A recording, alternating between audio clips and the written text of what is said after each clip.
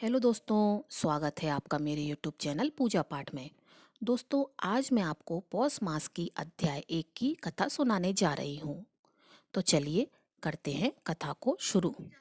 आज की कथा की शुरुआत गणेश भगवान की कथा से करते हैं। पौराणिक कथा के अनुसार एक बार गणेश जी महाराज एक सेठ जी के खेत में से होकर जा रहे थे, तो उन्होंने 12 दाने अनाज के तोड़ लिए। अब अनाज के दाने बिना पूछे तोड़ लिए तो गणेश जी के मन में बड़ा भारी पछतावा होने लगा। वे सोचने लगे, अरे मैंने तो सेठ जी के यहाँ से बिना पूछे ही दाने तोड़ लिए। इसका मतलब यह तो चोरी हुई, यानी कि मैंने सेठ जी के यहाँ चोरी कर ली। इस प्रकार वे मन में पछतावा करने लगे। अब चोरी की है तो उसका प्रायश्चित भी जरूरी है।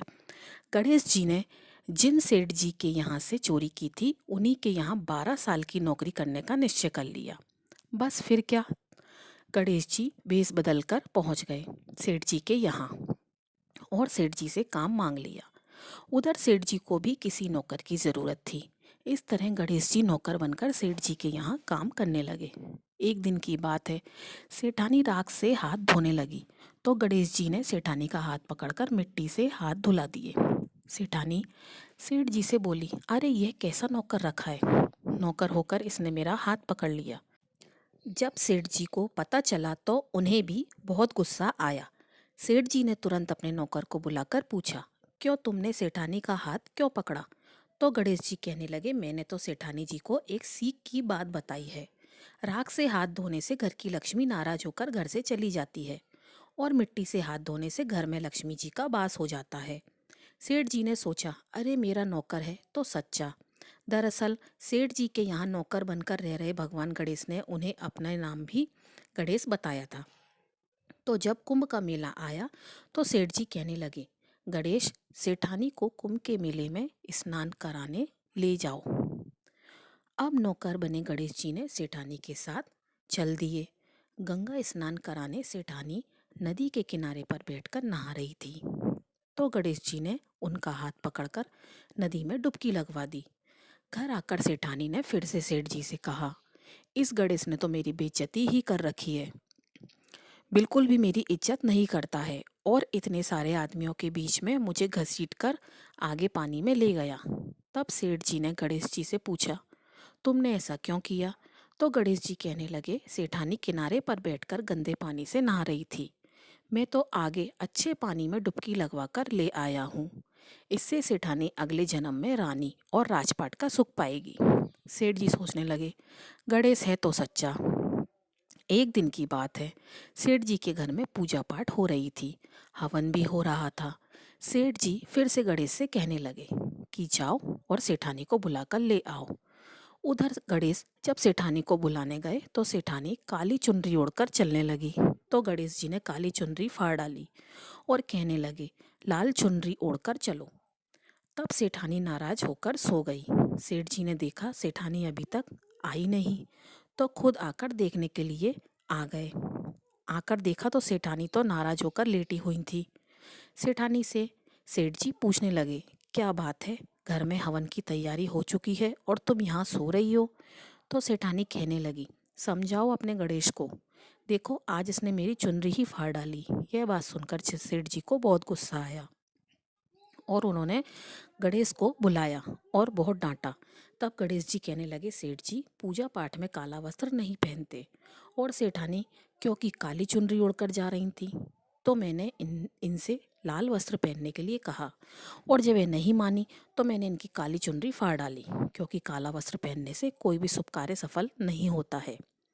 यह बात सुनकर सेठ जी सोचने लगे, गणेश है तो सच्चा और समझदार। फिर एक दिन की बात है, सेठ जी पूजा करने लगे। पूजा करने के लिए उन्होंने पंडित जी को भी निमंत्रण दिया था। अब पंडित जी आए, पूजा की तैयारी हो गई। तभी पंडित जी कहने लगे, अरे सेठ जी, मैं तो गणेश जी की मूर्ति लाना ही भूल गया, अब क्या करें? उधर नौकर बने गणेश भगवान वहीं खड़े हुए थे और सारी बातें देख कर और सुन रहे थे। यह बात सुनते ही गणेश जी तुरंत कहने लगे, तो मुझे ही मूर्ति बनाकर विराजमान कर लो, आपके सारे काम सफल हो जाएंगे। यह बात जब सेठ जी ने सुनी तो उन्हें बहुत गुस्सा आया और वो गुस्से में कहने लगे कि तुम तो अब तक सेठानी से ही मजाक करते थे, अब मुझसे भी मजाक करने लगे। तब गणेश जी ने कहा, सेठ जी मैं मजाक नहीं कर रहा हूँ, तुम मेरी बात को मजाक बिल्कुल मत समझो, मैं बिल्कुल सच कह रहा हूँ। इतना कहते ही नौकर बने गणेश ने भगवान गणेश का साक्षात रूप धारण कर लिया। और सेठ सेठानी ने जब यह देखा तो पंडित जी, सेठ और सेठानी गणेश जी के चरणों में गिर गए, उनकी पूजा की। पूजा समाप्त होते ही गणेश जी तो अंतर्ध्यान हो गए। अब सेठ सेठानी को बहुत दुख हुआ। उन्होंने कहा, हमारे पास तो साक्षात गणेश जी रहते थे और हमने उनसे इतना सारा काम करवाया, उन्हें अपने घर में नौकर बनाकर रखा। इस बात का उन दोनों को बहुत ज़्यादा दुख हुआ। अब दोनों पति पत्नी रात दिन इसी चिंता में रहने लगे। जब गणेश जी ने उनकी चिंता देखी तो एक दिन सपने में उन्हें दर्शन देकर कहने लगे, सेठ जी आप बिल्कुल भी परेशान मत होइए, इस बार मैंने आपके खेत से अनाज के 12 दाने तोड़ लिए थे, उसी का दोष मेरे सिर पर लग गया था और वही दोष उतारने के लिए मैं आपके यहाँ नौकर बनकर 12 साल काम करता रहा। अब आप दोनों बिल्कुल भी दुखी मत हो। ऐसा कहकर भगवान गणेश अंतर्ध्यान हो गए। उधर गणेश भगवान की कृपा से सेठ जी के यहाँ करोड़ों की माया हो गई। उनके घर में सुख शांति और धन के भंडार भर गए। हे गणेश जी महाराज, जैसा सुख जैसी धन दौलत आपने सेठ जी को दी, वैसी ही सबको देना। इस कथा को कहते सुनते और हुंकारा भरने वाले सभी को और उनके सब परिवारजनों को भी देना। अब आइए श्रवण करते हैं सूर्य देव की कथा का। देवलोक के शिल्पकार विश्वकर्मा की एक पुत्री थी जिसका नाम संज्ञा था। एक दिन वह तपती धूप में खेला करती थी। सूर्य की तेज किरणों का जैसे उस पर कोई असर ही नहीं होता था। संज्ञा जब बड़ी हुई तो एक दिन विश्वकर्मा और उनकी पत्नी ने संज्ञा को बड़े मुग्ध भाव से सूर्य को निहारते देखा। यह देख विश्वकर्मा बोले, देवी ऐसा लगता है हमारी बेटी सूर्य पर मोहित हो गई है। देख रही हो कितने मुग्ध भाव से सूर्य की ओर देखे जा रही है। मुझे भी ऐसा ही लगता है स्वामी, विश्वकर्मा की पत्नी ने कहा। सूर्य के सौंदर्य के प्रति संज्ञा का आकर्षण उनकी आयु के साथ बढ़ता ही जा रहा था। एक दिन विश्वकर्मा उसे अपने साथ हाथी पर बैठाकर सैर को निकले। अपनी पुत्री को सूर्य की ओर निहारते देख उन्होंने पूछ ही लिया, बेटी अब तुम छोटी नहीं रही, सोचता हूँ जल्दी ही तुम्हारा विवाह कर दूं। बताओ किस देव को तुम चाहती हो? पिताजी, आकाश में सूर्य से बढ़कर तेजस्वी नहीं है, संज्ञा ने उत्तर दिया। ठीक है, हम सूर्य के साथ ही तुम्हारा विवाह करा देते हैं, विश्वकर्मा बोले और अपनी पुत्री को लेकर सूर्य के पास पहुंचे। उन्होंने अपनी पुत्री की इच्छा सूर्य देव को बताई तो उन्होंने उनका प्रस्ताव सहर्ष स्वीकार कर लिया। बोले, आपकी पुत्री मेरे साथ विवाह करना चाहती है, यह मेरे लिए सौभाग्य की बात है, पर इससे यह तो पूछ लो कि क्या यह मेरा ताप सहन भी कर पाएगी?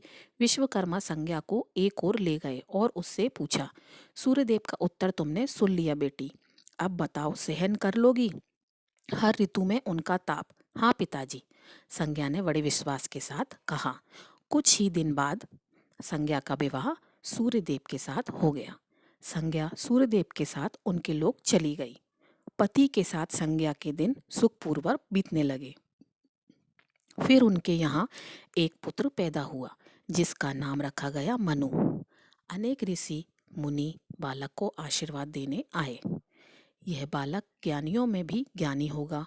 ऋषियों ने भविष्यवाणी की, आशीर्वाद सच निकला। जब वह कुछ बड़ा हुआ तो ऋषि मुनियों से शिक्षा ग्रहण करने लगा। सूर्यदेव और संज्ञा को अपने बेटे पर गर्व था। वे बहुत ही प्रेम से अपने बेटे का लालन पालन करते थे। अचानक एक बार ग्रीष्म ऋतु में सूर्य की किरणें बहुत ही प्रखर हो गईं। उनका तेज अपनी चरम सीमा पर जा पहुंचा। संज्ञा की चमड़ी झुलसने लगी। सूर्यदेव ने उसे अपने पास बुलाया तो वह अपनी आंखों पर हाथ रखकर उनके पास पहुंची। सूर्यदेव बोले, संज्ञा मेरी ओर देखो, तुमने अपनी आंखें क्यों ढक ली हैं? नेत्र खोलो और मेरी ओर देखो, मैं तुम्हारा पति हूँ। स्वामी, आपके ताप से मेरी आंखें खुल नहीं पा रही हैं, संज्ञा ने कहा। इसका अर्थ तो हुआ कि तुम मुझे अपने से दूर कर रही हो। विवाह के पूर्व मैंने तुमसे पूछा भी था कि क्या तुम मेरा ताप सहन कर पाओगी। तुम्हारी सहमति पाकर ही मैंने तुम्हारे साथ विवाह करना स्वीकार किया था, लेकिन अब तुम अपने वचन से मुकर रही हो। सूर्यदेव ने कुछ क्रोधित होते हुए कहा, स्वामी, इसमें मेरा कोई दोष नहीं है। संज्ञा बोली, आपका ताप ही इतना प्रखर है कि सूर्यदेव और भी कुपित हो गए। बोले, सुनो संज्ञा, प्राणवान वस्तुओं को जीवित रखने वाला मैं ही हूँ, परंतु तुमने मेरी ओर से आंखें बंद कर ली, अतः तुम्हारे गर्भ से जो बालक उत्पन्न होगा वह यम होगा। यम अर्थात मृत्यु का देवता। संज्ञा वहां से भाग जाना चाहती थी, लेकिन बच्चे का मोह उसे विवश किए हुए था। संज्ञा की एक सहचरी थी, उसका नाम था छाया, जो हूबहू संज्ञा की ही प्रतिलिपि थी। उसने इस विषय में छाया से मदद लेने का निश्चय किया। उसने छाया को बुलाया और अपनी समस्या बताई। सुनकर छाया बोली, मुझे क्या करना होगा? तुम संज्ञा बनकर मेरे पति के पास जाओ और उनकी पत्नी और मेरे बच्चे को माँ बनकर वहीं रहो। संज्ञा ने कहा, उन्होंने मुझसे पूछताछ की तो कहना मैं संज्ञा हूँ। भेद मत खोलना, यह सब मैं करूँगी, लेकिन मेरी एक शर्त है। सूर्यदेव कभी मुझ पर बिगड़े या शाप देने लगे तो मैं सारा भेद खोल दूंगी। छाया ने कहा, ठीक है छाया, अब जाओ और मेरे बच्चों को संभालो। तुमने मुझे बहुत ही कठिन काम सौंपा है संज्ञा, फिर भी मैं भरसक प्रयत्न करूंगी। छाया बोली और वहां से चली गई। उसके जाने के बाद संज्ञा सोचने लगी, मैं मायके जाती हूँ, माँ और पिताजी मुझे देखकर प्रसन्न होंगे। मैं कुछ समय वहाँ रहूंगी, परंतु पिताजी कहेंगे, स्त्री की शोभा पति के घर रहने में ही है। ऐसे ही विचारों में उलझी वह मायके को चल पड़ी। रास्ते में उसके मस्तिष्क में उलझनें टकराने लगी। वह सोचने लगी, पिताजी जब लौटे जाने को कहेंगे तब मैं जंगल में चली जाऊंगी। संज्ञा अपने मायके पहुंची। पिता ने उसका बड़ा सत्कार किया। बोले, आओ बेटी, सब कुशल मंगल तो है? नहीं पिताजी, आपने ठीक ही कहा था। ग्रीष्म ऋतु में मैं सदैव सूर्यदेव का ताप सहन नहीं कर पाऊंगी। संज्ञा कुछ दिन वहाँ सुख से रही। एक दिन पिता ने उससे कहा, संज्ञा, तुम्हारे आने से मुझे बहुत हर्ष हुआ है, परंतु विवाह हो जाने के बाद स्त्री को मायके में अधिक समय तक नहीं रहना चाहिए। अब तुम अपने पति के घर जाओ, फिर कभी हमसे मिलने आना। तुम मुझे बहुत प्यारी हो, किंतु पति का घर ही स्त्री का घर होता है। यही मैंने सोचा था, संज्ञा मन ही मन बोली और एक रात चुपचाप पिता का घर छोड़कर जंगल में चली गई।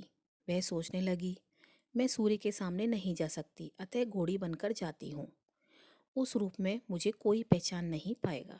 घोड़ी का स्वरूप धारण कर संज्ञा तपस्या करने लगी। सूर्य के ताप की शक्ति को कम करने के लिए उधर छाया ने सूर्य के यहाँ जाकर संज्ञा का स्थान ले लिया। सूर्यदेव ने उसे संज्ञा ही समझा। वे बोले, तुम लौट आई मेरे यहाँ। क्षमा कर दो स्वामी, मैंने अपनी दुर्बलता को जीत लिया है। छाया खेद भरे स्वर में बोली, संज्ञा, मैं तो कब का तुम्हें क्षमा कर चुका हूँ, अब घर की जिम्मेदारी संभालो, बच्चों का लालन पालन करो। सूर्यदेव ने कहा। छाया ने कक्ष में लेटे दोनों बच्चों पर निगाह डाली और घर की जिम्मेदारियां संभाल ली। छाया इस घर में सुखी थी। वह प्राय सोचा करती, बेचारी संज्ञा, कितना अच्छा घर त्यागना पड़ा उसे, क्या वह कभी नहीं लौटेगी? समय पाकर छाया को एक पुत्र हुआ। पुत्र पैदा होने के बाद वह कुछ चिंतित रहने लगी। मुझे यह नहीं भूलना चाहिए कि मैं संज्ञा की छाया ही हूँ। छाया ने एक पुत्र और पुत्री को जन्म दिया। अब छाया का व्यवहार बदलने लगा। वह अपने पुत्रों से तो प्यार करती थी, लेकिन संज्ञा के बच्चों को ताड़ने और उनके साथ दुर्व्यवहार करने लगी। मनु ने तो विमाता के व्यवहार को नजरअंदाज कर दिया, लेकिन यम को उनका व्यवहार खटकता रहा। माता छाया का यमुना बहन के साथ ऐसा व्यवहार करना उचित नहीं। वह अपने बच्चों के साथ तो कितना अच्छा व्यवहार करती हैं, हम भाई बहन से नफरत करती हैं। एक दिन तो हद ही हो गई। छाया ने यमुना के बाल पकड़े और उसे डंडे से पीटते हुए बोला, कमबख्तों, मरते भी तो नहीं, मर जाओ तो यहाँ से पीछा छूटे। जब छाया देर तक यमुना को पीटती रही तो यम से ना रहा गया। उसने जाकर छाया का हाथ पकड़ लिया और गुस्से से बोला, बस करो माता, अब तुमने यमुना पर हाथ उठाया तो मुझसे बुरा कोई नहीं होगा। अच्छा, तेरी यह हिम्मत, मुझे धमकी देता है। ठहर, आज मैं तेरे पिता से इसकी शिकायत करूंगी। छाया क्रोध से सिहर उठी। छाया ने तो इस डर से सूर्यदेव से शिकायत नहीं की कि कहीं उसका भेद उजागर ना हो जाए, लेकिन यम और यमुना ने तंग आकर अपने पिता से उसकी शिकायत अवश्य कर दी। पिताजी, यह स्त्री हमारी मां नहीं है। यम ने कहा, हाँ पिताजी, पुत्र माता से विमुख हो सकता है, परंतु माता की ममता कभी कम नहीं होती। यमुना भी बोल उठी, मैं देख लूंगा, तुम जाओ, डरो नहीं, सब ठीक हो जाएगा। ऐसा कहकर सूर्य ने बच्चों को धैर्य बंधाया, लेकिन बच्चों के जाते ही वे सोच में पड़ गए। बच्चे ठीक कहते हैं, यह अवश्य कोई मायाविनी है। सूर्यदेव गुस्से में भरकर छाया के पास पहुंचे और उसके केश पकड़कर झंझोड़ते हुए बोले, सच बताओ तुम कौन हो, अन्यथा मैं तुम्हें कठोर दंड दूंगा। ठहरिए स्वामी, वैसे कांपती हुई छाया बोली, मैं छाया ही हूँ, संज्ञा नहीं हूँ। वह आपकी देखभाल का भार किसी को सौंपे बिना नहीं जाना चाहती थी, इसलिए उसने मुझे आपके पास भेज दिया। वह कहाँ गई है? सूर्यदेव ने पूछा। अपने पिता के यहाँ। सूर्यदेव सीधे विश्वकर्मा के पास पहुँचे और उनसे पूछा, संज्ञा कहाँ है? वह तुम्हारे तेज से बचने के लिए यहाँ आई थी, विश्वकर्मा ने बताया। अब वह कहाँ है? मैंने ध्यान करके पता किया है कि उसने घोड़ी का रूप ले लिया है। वह जंगल में घूमती रहती है और तुम्हारे तेज को घटाने के लिए तपस्या कर रही है, विश्वकर्मा ने बताया। तो आप मेरा तेज घटा दीजिए, फिर उसे खोजने के लिए चलते हैं, सूर्यदेव बोले। विश्वकर्मा ने सूर्यदेव के तेज का 8वां भाग छांट दिया, जिससे उनका तेज घट गया। फिर वे संज्ञा को खोजने निकले। उन्होंने राहगीरों से पूछताछ की, तुमने इधर कोई घोड़ी देखी है? हाँ, एक विलक्षण घोड़ी को हमने नदी के पास विचरण करते देखा है, राहगीरों ने बताया। उसमें विलक्षण क्या बात है? वही घोड़ी मानवी भाषा में बोलती है। देव, वह अवश्य ही संज्ञा होगी, सूर्यदेव ने कहा। सूर्यदेव घोड़ी के निकट पहुंचे और कहा, संज्ञा, मैं तुम्हारा सूर्य हूँ, तुम्हारा पति। अब यह घोड़ी का रूप त्याग दो। जब तक मेरी मनोकामना पूरी नहीं होगी, मैं यह रूप नहीं त्यागूंगी, घोड़ी बनी संज्ञा ने उत्तर दिया। तुम्हारी मनोकामना तो पूरी भी हो गई है, सूर्य ने कहा। सूर्यदेव ठीक कहते हैं, बेटी, विश्वकर्मा बोले। मैंने इनके तेज का 8वां भाग काट दिया है। पिता ने आश्वासन देकर बेटी से कहा। संज्ञा ने अपना घोड़ी वाला रूप त्याग दिया और अपने स्वाभाविक रूप में आ गई। वह हर्ष और विभोर से अपने पिता से लिपट गई और फूट फूट कर रोने लगी। फिर उसने झुककर सूर्यदेव के पांव छुए और पूछा, स्वामी, हमारे बच्चे तो सकुशल है ना? हाँ, दोनों बच्चे ठीक हैं, मनु, यम और यमुना को अब फिर से माँ मिल जाएगी, सूर्यदेव ने मुस्कुराकर कहा। मैं अब कभी भी अपना घर त्याग कर नहीं जाऊंगी, संज्ञा बोली। आप छाया को क्षमा कर देना और अपने साथ ही रखना। दोनों का मिलन देखकर विश्वकर्मा ने अपना आशीर्वाद प्रदान किया। जाओ और सदा सुख शांति से रहो। सूर्यदेव और संज्ञा सूर्यलोक पहुंचे और छाया और बच्चों के साथ आनंद पूर्वक रहने लगे। बोलिए सूर्यदेव भगवान की जय। अब आइए नारायण पाठ का श्रवण करते हैं। शास्त्रों के अनुसार जो भी मनुष्य इस पाठ को पढ़ता या सुनता है, उसकी रक्षा स्वयं भगवान विष्णु करते हैं।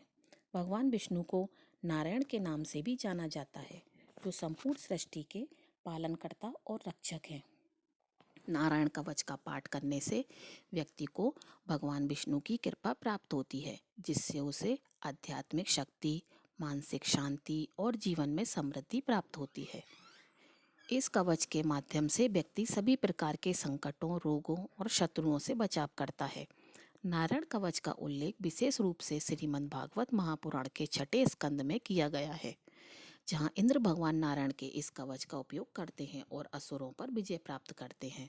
यह कवच भगवान विष्णु के विभिन्न रूपों और उनके अवतारों को प्रस्तुत करता है, जो व्यक्ति के चारों ओर एक सुरक्षा कवच की तरह कार्य करता है। श्रीमद् भागवत के 8वें अध्याय में नारायण कवच के संबंध में न्यास व कवच पाठ बताया गया है। आइए सबसे पहले जानते हैं नारायण कवच पाठ के लाभ। भय का अवसर उपस्थित होने पर नारायण कवच धारण करके अपने शरीर की रक्षा कर सकते हैं। नारायण कवच सही विधि से धारण करने व्यक्ति अगर किसी को छू ले तो उसका भी मंगल हो जाता है। नारायण कवच की ऐसी महिमा है। अब आइए श्रवण करते हैं श्री नारायण कवच का। भगवान श्री हरि गरुण जी के पीठ पर अपने चरण कमल रखे हुए हैं। अणिमा आदि 8 सिद्धियां उनकी सेवा कर रही हैं। 8 हाथों में शंख, चक्र, ढाल, तलवार, गदा, बाण, धनुष और पाश धारण किए हुए हैं।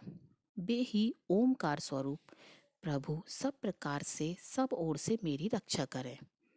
मत्स्य मूर्ति भगवान जल के भीतर जल जंतुओं से और वरुण के पाश से मेरी रक्षा करें। माया से ब्रह्मचारी रूप धारण करने वाले वामन भगवान स्थल पर और विश्व रूप से त्रिविक्रम भगवान आकाश में मेरी रक्षा करें। जिनके घोर अट्टहास करने पर सब दिशाएं गूंज उठी थीं और गर्भवती दैत्य पत्नियों के गर्भ गिर गए थे। वे दैत्योत पतियों के शत्रु भगवान नरसिंह किले, जंगल, रणभूमि आदि विकट स्थानों में मेरी रक्षा करें। अपनी दाढ़ों पर पृथ्वी को उठा लेने वाले यज्ञ मूर्ति वराह भगवान मार्ग में परशुराम जी पर्वतों के शिखरों और लक्ष्मण जी के सहित भरत के बड़े भाई भगवान रामचंद्र प्रवास के समय मेरी रक्षा करें। भगवान नारायण मारण मोहन आदि भयंकर अभिचारों और सब प्रकार के प्रमादों से मेरी रक्षा करें।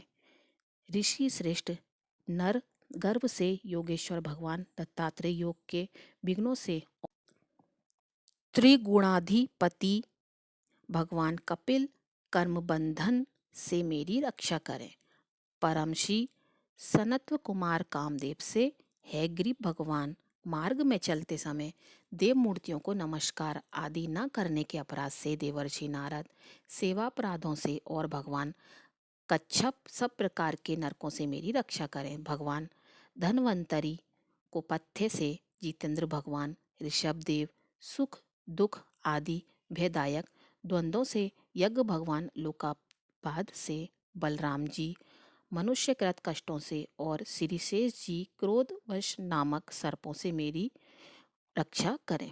भगवान श्री कृष्ण देव पायन व्यास जी अज्ञान से तथा बुद्ध देव पाखंडियों से और प्रमाद से मेरी रक्षा करें। धर्म रक्षा करने वाले महान अवतार धारण करने वाले भगवान कल की पाप बहुल कलिकाल के दोषों से मेरी रक्षा करें। प्रातःकाल भगवान केशव अपनी गदा लेकर कुछ दिन चढ़ जाने पर भगवान गोविंद अपनी बांसुरी लेकर दोपहर के पहले भगवान नारायण अपनी तीक्ष्ण शक्ति से और दोपहर को भगवान विष्णु चक्र राज सुदर्शन लेकर मेरी रक्षा करें।